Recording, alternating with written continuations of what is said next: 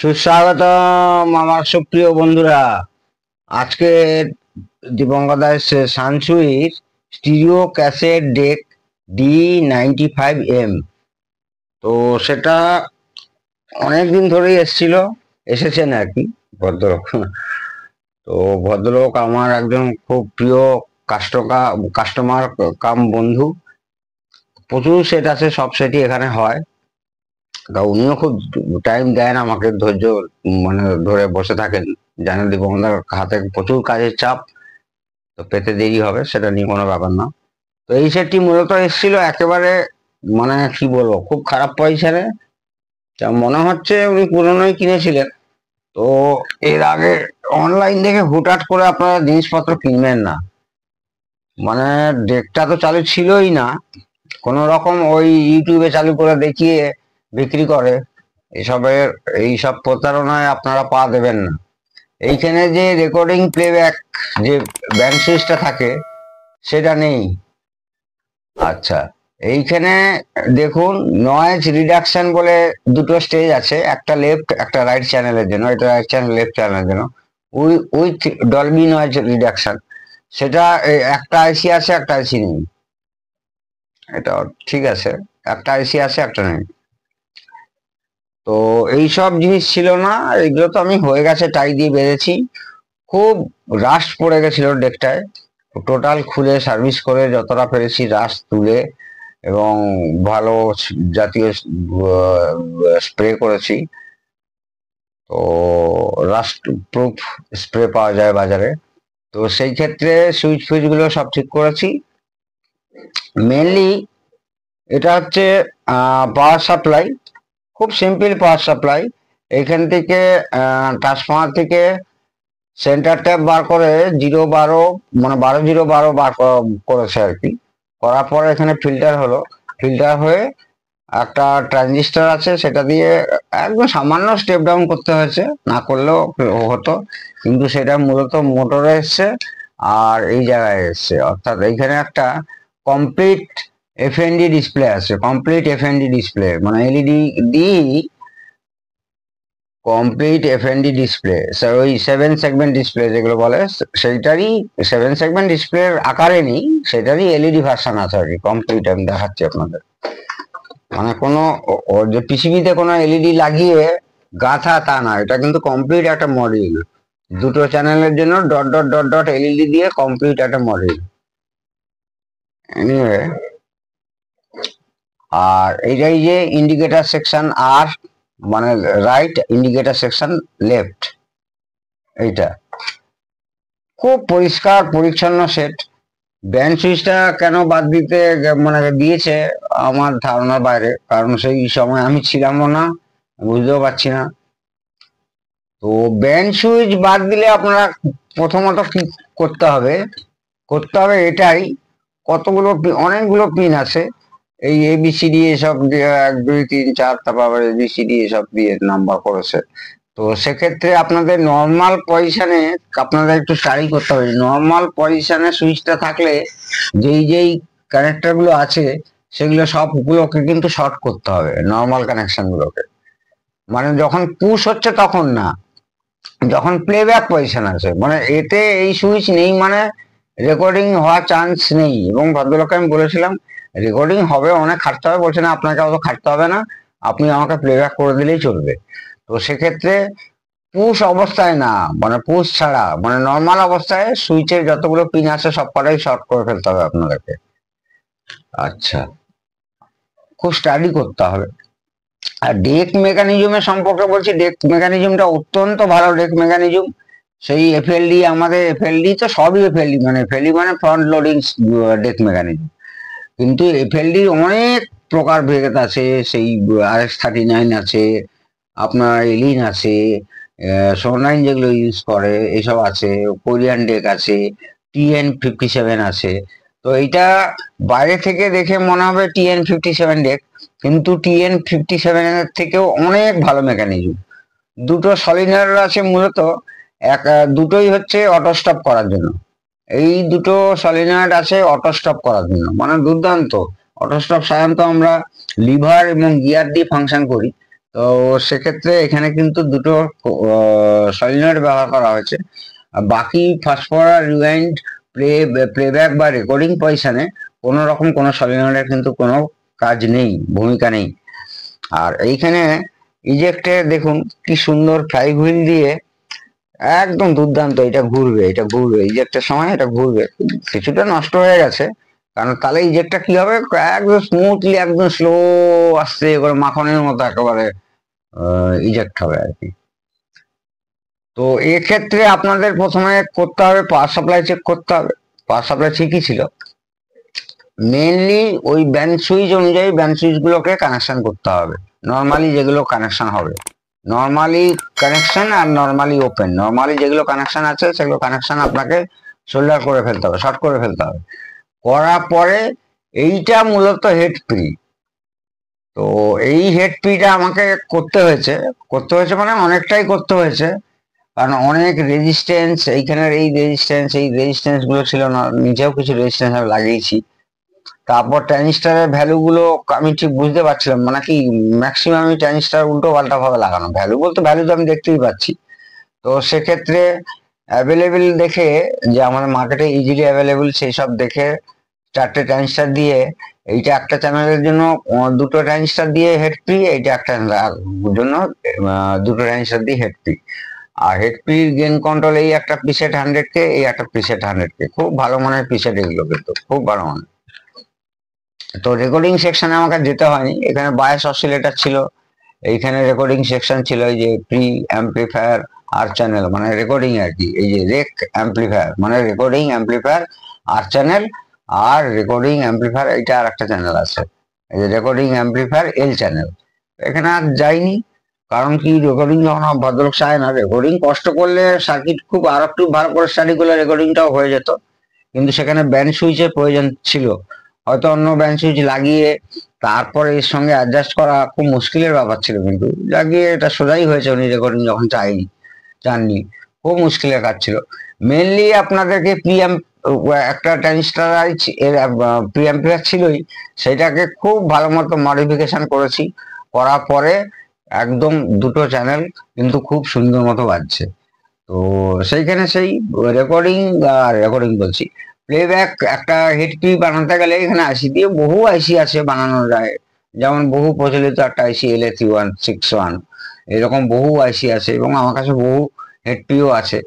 কিছুই না, আপনাকে একটু হাই ফ্রিকোয়েন্সির দিকে যেতে হবে, হাই ফ্রিকোয়েন্সি করলে আপনার হেডের সঙ্গে ম্যাচ করলে, হেড কত অংশের আছে সেই অনুযায়ী যদি আপনি ম্যাচ করতে পারেন, তাহলে কিন্তু আরামসে আপনার হেড ফ্রি তৈরি হয়ে যাবে এবং নয়েজলেস। এতেও তাই করেছি। তো এটা আপনাদের দেখাবার প্রয়োজন মনে করলাম বলেই দেখাচ্ছি। খুব ছোট্ট ট্রান্সফর্মার, ওই সোন লাইনের মতো হাই মানে ভোল্টেজ কোনো ব্যবহার করা হয়নি। এটাও কমসে কম 30 থেকে 35 বছর আগেকার সেট, সানসুই 30 থেকে 35 বছর আগেকার সেট। ট্রান্সফর্মারটা 500 মিলি অ্যাম্পিয়ার কি তার একটু কমই হতে পারে, কিন্তু এগুলো সব জেনুইন মেড ইন জাপানের ট্রান্সফর্মার। আর সেখান থেকে 12 ভোল্ট নিয়ে পুরো খেলাটা শুরু হয়েছে, এবং টোটাল সার্কিটটা এতেই রান করছে। তারপরে হচ্ছে ক্যাবিনেটের মানে এই সামনে এইটা অ্যালুমিনিয়াম শীট দিয়ে তৈরি, সামনে ফ্রন্টটা, আর এইটা প্লাস্টিকের আছে, আর বাকি এইগুলো সমস্ত হচ্ছে আপনার আয়রন স্টিল দিয়ে করা আছে, কিন্তু একদম লাস্ট পরে মানে এইসব জায়গায় দেখা আবার যাচ্ছিল না, দেখে মনে হবে সব ক্যান্সার হয়ে গেছে। পুরো এই মোটর ফোটো গুলোও আমি ঘষেছি, এগুলো টোটাল লাস্ট পড়ে গেছিল। যতটা পারি মোটরকে রং করবেন না, তো আমি এগুলো কিন্তু সব রং করেছি, এটা রং করেছি, নিচেরটা এই নিচের সাইডটা লাগিয়ে ফেলেছি, নাহলে কি কি ব্যান্ড সুইচ গুলো যে শর্ট করেছি সেটা দেখানো যেত। আচ্ছা দেখাই আপনাদেরকে, ভিডিওটা বড় হয়ে যায়, আপনারা দেখতে চান না। ব্যান্ড সুইচটা নর্মালি ওপেন আর নর্মালি কানেকশন যেইগুলো হবে সেইগুলোটাই আপনাকে শর্ট করতে হবে। নর্মালি কানেকশন গুলো, এবারে ভাববেন যে নর্মালি কানেকশন তো হয়েই আছে, নর্মালি আবার কি শর্ট করবে, না, নর্মালি কানেকশনও খেলা আছে। কোনোটা আবার নর্মালি ওপেনের সঙ্গে নর্মালি ক্লোজ, যেটা সেটার সঙ্গেও কানেকশন করতে হবে আপনাদেরকে, দেখে মানে দেখে শুনে। এখানে করেছি দেখুন, এই যে করেছি দেখুন, এই যে ব্যান্ড সুইচ, এই হেডের তার গেছে, এইখান থেকে করেছি, এই দেখুন এইখান থেকে ধরলাম এটা 1 1 2 3 4 5 6 এখানে শর্ট করেছি, আবার 7 ছেড়ে 8 9, আবার 10 ছেড়ে তারপরে এই দুটো, তারপরে এই দুটো, তারপরে এই দুটো, এই দুটো, এরকম করে আপনাকে মোটামুটি সার্কিটটাকে স্টাডি করতে হবে যে কোনটা পজিশনে কোনটা আপনার সাপ্লাই নিয়ে আসছে এখানে। তারপরে মেন যে এখানে হচ্ছে ইনপুট সিগন্যাল ঢুকছে পাওয়ার অ্যাম্পলিফায়ার থেকে, অর্থাৎ এর আউটপুট, সেই কানেকশনটা কোথা দিয়ে ঘুরে আসছে, কার সঙ্গে কার শর্ট করতে হবে। প্লাস এইখানে দেখুন যে রেজিস্ট্যান্স গুলো চেঞ্জ করেছি এখান দিয়ে, এটা আমি নিয়ে যাবো ফর ফাইনাল, প্রায় হয়ে এসছে, দিয়ে দেওয়ার মতোই হয়ে এসছে। তো নর্মালি এরকম করলে আপনাদের কিন্তু সেট একদম সুন্দর মতো দাঁড়িয়ে যাবে। একটু চালিয়ে দেখাই, ভলিউম তো বাড়ানো যাবে না। আচ্ছা, এই ডিসপ্লেও চলছিল না একেবারেই, মানে দুটো সবুজ লাইট জ্বলে দাঁড়িয়ে থাকতো, তো সেই জায়গাটা ঠিক করেছি। ইনপুট কানেকশন দেওয়া নেই, অর্থাৎ এর আউটপুট।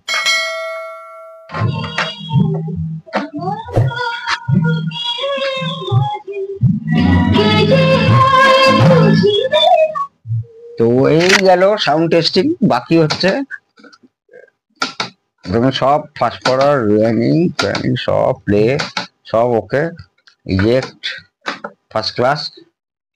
তো এইভাবে ব্যান্ড সুইচ না থাকলে বা অনেক পার্ট না থাকলে ঘাবড়াবার কিচ্ছু ব্যাপার নেই, আপনাকে ধরে আস্তে আস্তে করে স্টাডি করে সার্কিট বাই সার্কিট গিয়ে দেখবেন আপনি ঠিক পেরে উঠেছেন। আর ডেক যারা জানা ডেক মেকানিজম, তারা ডেক মেকানিজম খুলবেন, কোনটায় পাল্টাতে হবে না পাল্টাতে হবে সেইটা ওই না দেখে বলা কখনোই সম্ভব না। অনেকেই মানে দেখে আপনারা বুঝতে পেরে যাবেন, একটু স্টাডি করবেন যে সলিনয়েডটা কেন ব্যবহার করেছে, এই সলিনয়েডটা কেন ব্যবহার করেছে, এসব স্টাডি করতে হবে। আচ্ছা, অনেকেই এবারে জানতে চাইছেন আপনার সার্ভিস চার্জ কত, আপনার সার্ভিসিং চার্জ কত। এইরকম সার্ভিস চার্জ কোন রকমই বলা যায় না। ধরুন এই সানসুই একটা ডেক আপনার কাছে এসছে, যেটা কিনা ব্যান্ড সুইচ আছে, সবকিছুই আছে, কোনো পার্টস এখান থেকে রিমুভ করা নেই, অর্থাৎ কোনো পার্টস অ্যাবসেন্ট নেই। সেইটা দেখলেন যে বেল ফেল ডেক থেকে একটু সার্ভিস করতে সেটা বেজে উঠেছে, তো সেটার এক ধরনের সার্ভিস চার্জ হবে। আবার আপনার কাছে এইরকম একটা সানসুই এসছে যার ব্যান্ড সুইচ নেই, একটা আইসি খোলা, এখানে ট্রানজিস্টার খোলা, এখানে ট্রানজিস্টার সাপ্লাই আসছে না, ট্রানজিস্টার হাত দিলে প্রচন্ড গরম হয়ে যাচ্ছে, উল্টো পাল্টা বেশ কালেক্টর মিটার দেখে লাগানো হয়নি, অন্য ট্রানজিস্টার লাগিয়ে ফেলেছে, তো সেক্ষেত্রে তার সার্ভিস চার্জ আলাদা হবে। এইরকম ধরে এই মানে মানে এইরকম ফোনে বা সেট না দেখে কখনোই সার্ভিস চার্জ বলা সম্ভব না। এ কোনো ফিক্সড না যে আসুন এই কি ডাক্তারখানা নাকি যে ডাক্তার দেখে শুধু কাগজে লিখে দেবে 1000 টাকা নেবে, তারপরে তোমার অপারেশন হবে কি অপারেশন হবে না, তুমি কোন নার্সিং হোমে ভর্তি হবে কি, তোমার ব্লাড পরীক্ষা হবে না কিডনি চেঞ্জ হবে, সে ডাক্তারের কোনো যায় আসে না। সেখানে এইটা সেই সিস্টেম নয়। এইখানে সেট আগে দেখতে হবে, সেটের কি পজিশন, কোনটা নেই কোনটা আছে বা সবটাই আছে, সেই অনুযায়ী সার্ভিস চার্জ সিলেক্ট হবে। ঠিক আছে বন্ধুরা, কিন্তু সব সেটই হয়ে যাবে, এখানে এখানে আসলে সব সেটই হয়ে যাবে, দেরি হবে বাট সব সেট হয়ে যাবে। আজকে সোনোডাইন এত সেট সারাচ্ছি, সোনোডাইনের গল্প বলতে গেলে আমি তো চ্যালেঞ্জ করে বলছি, নিয়ে যান না কোথাও কোনো সোনোডাইনের সার্ভিস সেন্টার কোথায় কে আছে বা কে করছে আমি দেখবো, নিয়ে যান। আমি যেভাবে করছি এই 1050 সোনোডাইনের একদম টপ মডেল, সেই মডেলকে যেভাবে দাঁড় করিয়ে দিচ্ছি, কাস্টমার বলছে আমি কেনার অবস্থায় এত ভালো সাউন্ড পাইনি, কারণ কি ওর ইকুয়ালাইজার পার্টটা এত খারাপ, আমরা ভালো বাস টিভি লাগিয়ে দিচ্ছি, সেই বেস টিভিলে দুর্দান্ত সেটের গেন বেড়ে যাচ্ছে এবং দুর্দান্ত কোয়ালিটিতে চলছে। তো করে দেখাক না, অনেকে অনেক বড় বড় কথা বলতে পারেন আপনারা।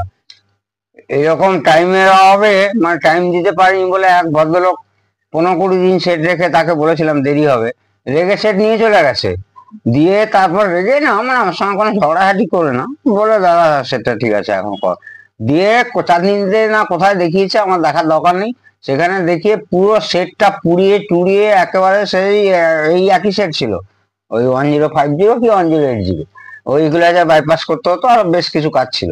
তো একদম ঘেটে মেটে বলছে দাদা আমি বাড়িতে সারিয়েছি, সারিয়ে উনি নাকি বলছে যে হ্যাঁ আমাকে কোন রকম বাজিয়ে দেখিয়ে দিয়েছে, আমি বাড়িতে এসে লাইন দিয়েছি, ভেতর থেকে পুরো ধোঁয়া উঠছে। দাদা আমার খুব ভুল হয়ে গেছে, আমি ভদ্রলোকের নাম বলতে চাই না, সে বারবার বলছে দাদা আমার ভুল হয়ে গেছে, আপনি প্লিজ স্যার আমার সেটা আপনি রিকালেক্ট মানে আমি আবার নিয়ে যাব, আপনি আমাকে কাইন্ডলি আমাকে ক্ষমা করুন, সেটা করুন। তা সেটা কোনো বড় কথা নয়, এখানে ধৈর্য ধরতে হবে। আর সোনোলাইন সেট এত মানে এইখানে ট্রানজিস্টার, ওখানে আইসি, এখানে অমুক, এক একটা সেটের এত ধরন, খুব বুঝে শুনে আপনাদেরকে করতে হবে, তবেই কিনা সেটে সাকসেস পাবেন আপনারা। তো ওই আমার কাছে আনলেই একটাই কথা বলছি, দেরি হবে কিন্তু সেট শিওর সাকসেস পাবেন। এবং ওই রকম সেদিন আমি ভদ্রলোককে বলছি যে এতদিন মানে নিয়ে গেছে প্রায় 1 মাস 1.5 মাস হলো, আলাম সেই তো আপনার এদিকে এদিক সেদিক হতেই তো আপনার 3 মাস চলে গেল, আর কিছুদিন থাকলে তো আমার কাছ থেকে একদম হয়ে বাঘের বাচ্চা হয়ে সেটটা আপনার কাছে ফেরত দিত। এনিওয়ে, মানুষ ভালোবেসে যে আমাকে কত কি উপহার হিসাবে নিয়ে আসে, খাওয়ার হিসাবে নিয়ে আসে, আমি সেগুলো চাই না, কিন্তু আমি এইটুকুই বলতে চাইছি যে এগুলো হচ্ছে ভালোবাসা, আর কিছুই না। তো প্রত্যেকে যারা এসছেন তারাই বোঝেন এখানে যে এখানে কি ধরনের কাজ হয় আর কি টাইপের সাকসেস হয়। প্রত্যেকেই খুশি এখানে এসে। আর একটা মানুষ 100 জনের মধ্যে 100%-এর মধ্যে তো 100% সবাইকে খুশি করতে পারে না, হয়তো 90%, 95% তার খুশি করলো, 5% হয়তো অখুশি হলো, সে আমার ভাগ্যে লেখা থাকলে তাই হবে। এনিওয়ে, প্রত্যেকে ভালো থাকুন, সুস্থ থাকুন, প্রত্যেককে প্রত্যেককে সম্মান করুন, নিজেও সম্মান পাবেন। জয় ভারত, জয় হিন্দ।